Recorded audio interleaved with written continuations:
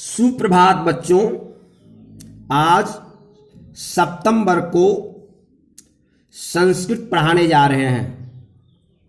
अगले दिन संस्कृत में स्वर संधि के बारे में बताए थे।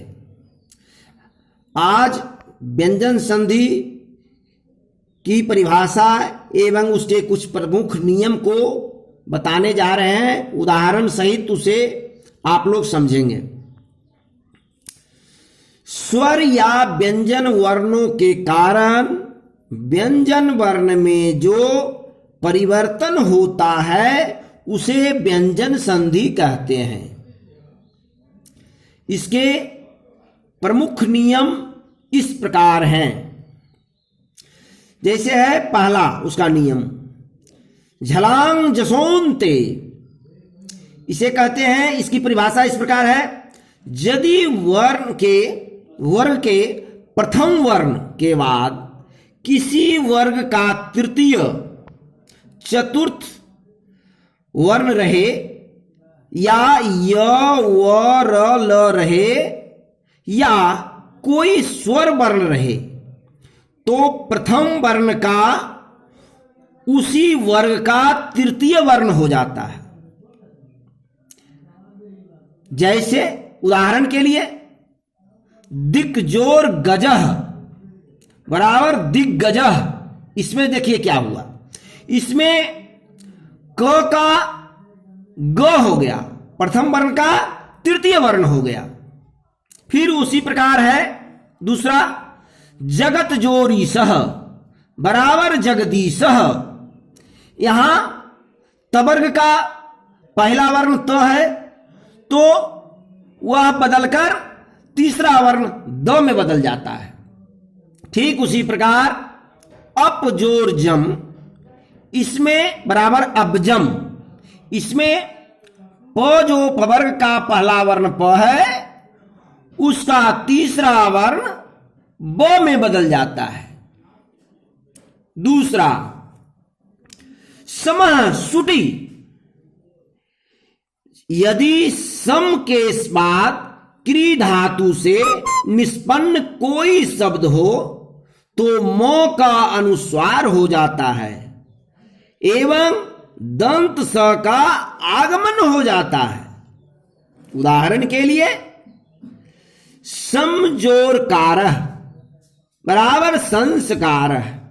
यहां क्या हुआ कि मो का स में बदल गया। मो जो शब्द था वर्ण था वह दंत स में बदल गया। ठीक उसी प्रकार समजोर कृति बराबर संस्कृति। यहां भी वही बात हुआ, मो का दंत स में बदल गया। तीसरा है यरो अनुनासिके अनुनासिको वा।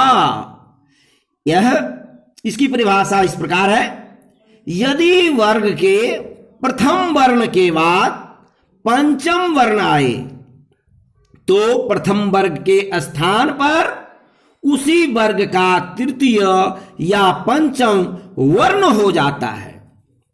जैसे वाक्जोर मयः बराबर वांगमयः। इसमें प्रथम वर्ण क है तो इसका पांचवा वर्ण अंग में बदल जाता है। ठीक उसी प्रकार उत्जोर्नति बराबर उन्नति। यहां भी वही बात हुआ। तवर्ग का पहला वर्ण त है तो वह पांचवा वर्ण न में बदल जाता है। ठीक उसी प्रकार जगत जोर नाथ बराबर जगन्नाथ। यहां भी तवर्ग का पहला वर्ण त है और पांचवा वर्ण न है तो न में बदल गया।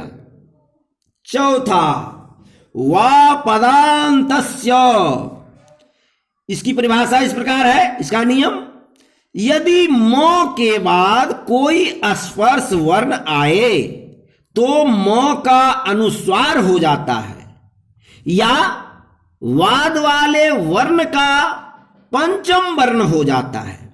उदाहरण के लिए अहम जोर कारह बराबर अहंकार।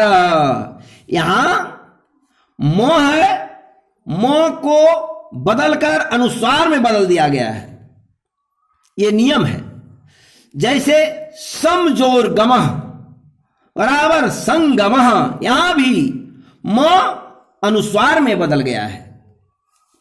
पांचवा जो है मोनुस्वार, यदि मो के बाद अंतस्थ या उष्म वर्ण हो, मो के बाद अंतस्थ या उष्म वर्ण हो तो मो के स्थान पर अनुस्वार हो जाता है। उदाहरण देखिए, समजोर सारः बराबर संसारः, यहां भी मो का अनुस्वार बदल गया है। फिर समजोर योगः, यहां अंतस्थ बन गया है, मो का अनुस्वार में बदल गया है। समजोर योगः बराबर संयोगः। आइए नंबर छठा, छेच या पदांता द्वा, यह इसे इस प्रकार है, हर स्वर के बाद अगर छ हो तो छ के पहले च जुट जाता है। उदाहरण के लिए परिजोर छेद बराबर परिच्छेद, यहां हर स्वर के बाद जो छ है वह च में बदल गया, उसके पहले ही च का उच्चारण हो जाता है।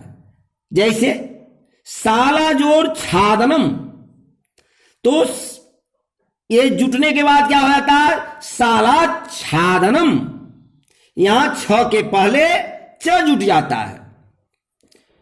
अगला तोरली, यदि तो के बाद ल आए, तो के बाद ल आए तो त का ल हो जाता है। उदाहरण के लिए उत्जोर लेख बराबर उल्लेख, यहां तो का उच्चारण ल में बदल गया है, ध्यान देते जाइए।